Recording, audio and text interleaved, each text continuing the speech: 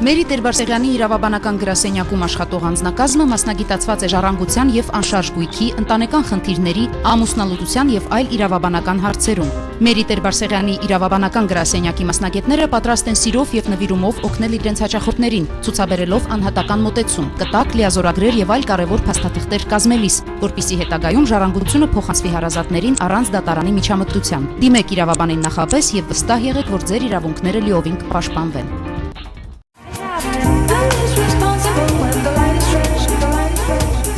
Global Export Shipping ընկերությունը Էդգար Կարոյանի ղեկավարությամբ 11 տարիներ շարունակ առաջարկում է որակյալ ծառայություններ։ Ձեր ավտոմեքենան կտեղափոխվի նավահանգստի պահեստ ձեր նշված վայրից, կիրականացվի արագ փաստաթղթերի ձևակերպում տեղում, կահույքի եւ այլ իրերի փաթեթավորում, ձևակերպում եւ տեղափոխում դեպի նավահանգիստ։ Global Export Shipping ընկերության Երևանի գրասենյակի հասցեն եւս անփոփոխ։ Թումանյանուց սենյակ 220։ Բարև ձեզ, հարգելի հեռուստատող բարեկամներ, եթերում ապահովագրական ամբիոնն է, ես Պողոս Առաքելյանն եմ։ Ինչպես դուք գիտեք, սա ուղիղ եթեր ծրագիր է եւ ծրագրի ընթացքում դուք կունենաք առիթ զանգահարելու եւ դիմելու ձեր բոլոր ապահովագրական եւ ֆինանսական հարցերով։ Ինչպես տեսնում եք, ես այսօր շատ մտերմիկ տնական ձևով եմ հագնված, որովհետեւ ուզում եմ, որ մեր զրույցը լինի հենց այդպիսին, լինի շատ տնական եւ մտերմիկ։ Այս թեմաները, ինչի մասին որ ես ուզում եմ այսօր ձեզ հետ խոսել, կարծում եմ, որ դրանք հենց այդ մտերմիկ թեմաներն են, որոնք որ մեզ բոլորիս համար անչափ կարևոր են։ Մանավանդ երբ որ մենք գիտակցում ենք, որ մենք ապրում ենք կապիտալիստական ամենահզոր պետության մեջ, այսօր ամեն ինչը շատ արագընթաց, սրընթաց ձևով է անցնում մեզանից, մենք պետք է այս ամենը գիտակցենք քաջաբար։ Ուրեմն, ես այսօր ինչ-որ օրինակներով, զուգահեռներով կխոսեմ, ուզում եմ նախապես ձեզ զգուշացնեմ, որ իմ ասածները ոչ մի վիրավորանք չպետք է առաջացնեն ձեզ մոտ, ես էլ եմ այդ թիմում և խոսքիս ընթացքում արդեն դուք կհասկանաք ամբողջ իմաստը և էությունը իմ այսօրվա զրույցի։ Եվ եթե ես այսօր այս պահին զանգերը չպատասխանեմ, խնդրում եմ ինձ ներեք, որովհետև չեմ ուզում, որ միտքս չկարողանամ ձեզ ամբողջական կերպով ներկայացնել, քանի որ դա այդպես ավելի լավ դուք կհասկանաք իմ ամբողջ զրույցի էությունը։ Ուրեմն, մենք խոսում ենք կանանց համար ավելի շատ կարիքը ունենալու ապահովագրելու իրենց ընտանիքներին, ամուսիններին և շատերը այս դեպքում մտածում են, ասում են, որ բայց ես չեմ հետաքրքրվում, ամուսինը չի հետաքրքրվում, ասում է, որ մեր ինչին է պետք հիմա ապահովագրություն եւ այլն, նման կերպ են արտահայտվում։ Ես ուզում եմ հարցը զուգահեռով օրինակով տանել մեկ այլ դաշտ։ Եթե մենք ուրեմն ունենայինք տանը ուրեմն մի ապարատ, մեքենա, որը որ հնարավորություն ունի տպելու գումար, դրամ, փող, դոլար։ Եվ իհարկե ամեն մեկինը տարբեր ապարատ, տարբեր հնարավորություններով, օրինակ, ասենք մեկը նստած է հիմա տանը, իր անունը Կարապետ է, մյուսի անունը Գրիգոր է, մյուսի անունը Գևորգ է, մյուսի անունը Պողոս է, Ավետիս է եւ այլն, տանը նստած եք հիմա դուք, սիրելիներս, եւ դուք այս պահին փաստորեն դիտում եք այս հաղորդումը եւ ես ձեզ հետ ուզում եմ կիսվել այս կերպ։ Եթե դուք ունենայիք տանը դրված ապարատ, օրինակ Գրիգորը ունի տանը դրված ապարատ եւ այդ տան ապարատը արտադրում է ամեն ամիս իր հնարավորությունը այդ ապարատի 7000 ամերիկյան դոլար, կարող է տպի 7000 ամերիկյան դոլար։ Եվ այդ 7000 դոլարի համապատասխան Գրիգորի ընտանիքը ունի իր ծախսերը, 2200 դոլար տան վարձն են տալիս, 400 դոլար մի մեքենային են տալիս, 575 դոլար մյուս մեքենային են տալիս, ապահովագրությունները մեքենաների, գազի բիլ, ջրի բիլ, էլեկտրականության բիլ, ուտելու եւ այլն եւ այլն։ Այս 7000 դոլարով է ապահովվում Գրիգորի ընտանիքը։ Եվ ահա գալիս է ուրեմն մի պահ, որ մենք մեզ պետք է հարց տանք։ Մենք ունենք ապարատ։ Դուք կապահովագրեք այդ ապարատը։ Եթե հանկարծ այս ապարատը չաշխատի, եթե հանկարծ այս ապարատը փչանա, եթե հանկարծ այս ապարատը կոտրվի, այս ապարատը այրվի, կորվի, ինչ եք անելու, կապահովագրեք արդյոք այդ ապարատը դուք։ Որքանով է նա ձեզ կարևոր։ Եվ հարցը ամբողջ գալիս է այստեղ։ Դրա համար ուզում եի ներողություն խնդրել, որ ոչ ոք, ես էլ այդ թվում տղամարդ է խոսողը ձեզ հետ, Ես էլ այդ թվում որպես տղամարդ տանը աշխատող եկամուտ բերող չմտածենք, որ մեզ ապարատի տեղ են դնում, բայց ես օրինակ ուզում եմ բերել այսպես, որպեսզի մեզ համար ավելի պարզ լինի, ավելի մեկ անգամից մենք հասկանանք, որ մենք իսկապես մեր ընտանիքների համար այդ շարժիչն ենք, որ կարողանում ենք շարժել ամեն ինչ։ Դե հիմա շատերդ կասեք, որ դու այդ ապարատը այնտեղ կդնենք, խոնավ չլինի հանկարծ, կամ այդ ապարատը, որ միացնելու ենք պատին, հոսանքին, միած սկզբից մի ուրիշ գործիքի կմիացնենք, եթե հոսանքը հանկարծ CT-ից կտրենելի տան ուժեղ հոսանքա, չայրևի այդ ապարատը ուշադիր կլնենք, խնամ կտանենք, բնականաբար warranty կառնենք այդ ապարատի վրա էքստրա, ինշուրանս կառնենք այդ ապարատի վրա, եթե հանկարծ այդ ապարատը տկարանա չկարողանա աշխատի այդքան $7,000 տպելու համար, բայց $1,000 միայն կարողանա տպի, ինչ որ մի լրացուցիչ ապահովագրության տեսակ կվերցնենք, որ այդ տարբերությունը, այդ ապահովագրությունը վճարի։ Ապարատը փչացել է, բա մեզ եկամուտ ով է տալու։ Հարց. իսկ դուք ապահովագրել եք այն մարդուն տանը, ով որ այդ $7,000 բերում է ամեն ամիս։ Գիտեք, ես հոգեբան չեմ, որ հոգեբանների թեմայով մոտենամ եւ ասեմ, որ գիտեք, իսկ դուք այդ $7,000 բերող, ստեղծող Գրիգորի հետ ինչպես եք վերաբերվում տանը։ Արդյոք ոնց որ այդ ապարատի մասին եք մտածում, խոնավ տեղ չդնենք, չփչանա, չժանգոտի եւ այլն, նույն ձեւով նրան եք վերաբերվում։ Արդյոք այդ նույն հարգանքը ստանում է։ Գիտեք, դա թողնում ենք հոգեբաններին։ Ես որպես ֆինանսիստ, որպես ինշուրանսի մասնագետ կարող եմ միայն այդ մասը խոսել եւ այդ մասին ասել։ Մենք արդյոք ապահովագրում ենք Գրիգորին, որ Գրիգորը ամեն ամիս այսքան գումար է բերում, առավոտից իրիկուն վազում է, ֆրիվեների վրա է լինում, չգիտեմ, ամենատարբեր տեղեր, ամենատարբեր մարդկանց հետ, որոշ մարդիկ իրան ներվերի հաշվին են գալիս այդ տեղը գնում, որոշ մարդիկ ուրախացնում են իրանց ներկայությամբ։ Գրիգորը արդյոք ունի ապահովագրություն։ Եթե հանկարծ Գրիգորը վաղը մյուս օր չկարողացավ աշխատել, պրոբլեմ ունի առողջական, չի կարողանում աշխատի։ Մի բան կա Գրիգորի եկամուտը փոխարինելու համար։ Եթե հանկարծ վաղը Գրիգորը այս կյանքից հեռացավ, այդ ներվերից, այդ ստրեսից, այդ ամեն ինչից, ի վերջո այդ ապարատն էլ չէ, միշտ տպում է։ Նույն ձևի այդ մարդը միշտ ոտքի վրա վազում է։ Հանկարծ այս մարդուն մի բան, ինֆարկտ կամ որևէ բան, կա ինչ որ գումարի միջոց, մի մեթոդ, մի ձև ապահովագրության, որ այդ մարդու բերածը եւ բերելիքը ապագայի կարողանա փոխհատուցի ձեզ, փոխարինի նրա եկամուտը։ Բնականաբար շատերդ հիմա կարող եք ասել, որ չէ, չկա։ Եթե ազնիվ եք գտնվում ձեզ հետ, պետք է ասեք իրականությունը, որ չէ, չկա։ Երևի թե շատ դեպքերում չկա։ Այդ մարդիկ իսկապես ապահովագրված չեն։ Եկեք ես ուզում եմ մի օրինակ բերել, մի պատմության կերպով ձեզ ներկայացնել, ես ձեզ նախապես ասացի, որ սա մտերմիկ զրույց է, բուրդի ժակետով եւ այլն, տենց առանց փողկապի, տնական ձևով մենք խոսում ենք, հա։ Մի պատմություն։ Ասենք թե նույն Գրիգորը հիվանդանոցում էր, վիրահատում էին Գրիգորին։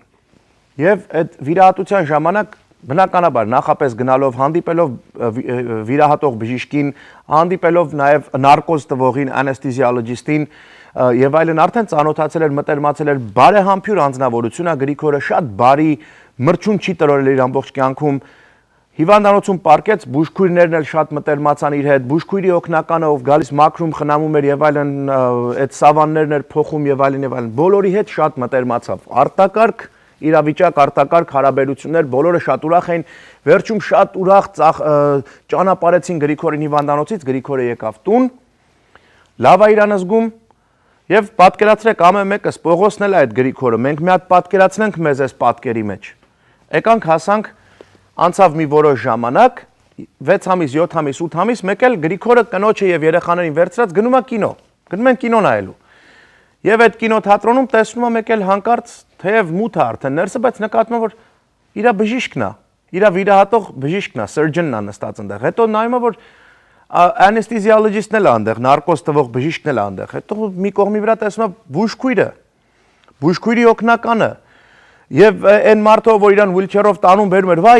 hi, how are you, ինչպես եք, եւ այլն, սենց ուրախ, ոգևորված, դե լավ է եղել բոլորի հետ, իրանք էլ լավ են խնամել այս մարդուն։ Բոլորին hi, how are you, եւ այլն, եւ հանկարծ կինոն կեսից, մեկ էլ կինոթատրոնում հրդեհ է սկսվում, այրվում է կինոթատրոնը, ծուխ, կրակ եւ այլն։ Գրիգորը ասում է ընտանիքին եւ կնոջը զավակներին, սպասեք, նստեք երեխեք, չշարժվեք, հիմա գալիս եմ։ Դուրս է գալիս, գնում է բժիշկին վերցնում է, վազում է դուրս, փրկում է բժիշկի կյանքը, վազելով գալիս է ներս նարկոզ տվողին, վերցնում, վազում է դուրս, գալիս է ներս բուժքույրին, բուժքույրի օգնականին, wheelchair-ով տանողին, բերողին եւ այլն, բոլորին հանում է դուրս, վերջում վազելով գալիս է ներս, որպեսզի կնոջի եւ երեխաներին տանի դուրս, փրկի այդ հրդեհից, կրակից եւ հանկարծ տեսնում է որ չէ, շատ է ծուխը, արդեն չի երևում, ամբողջ տեղը այրված է, չի գտնում կնոջի երեխաներին։ Հիմա եկեք մի հատ մտածենք,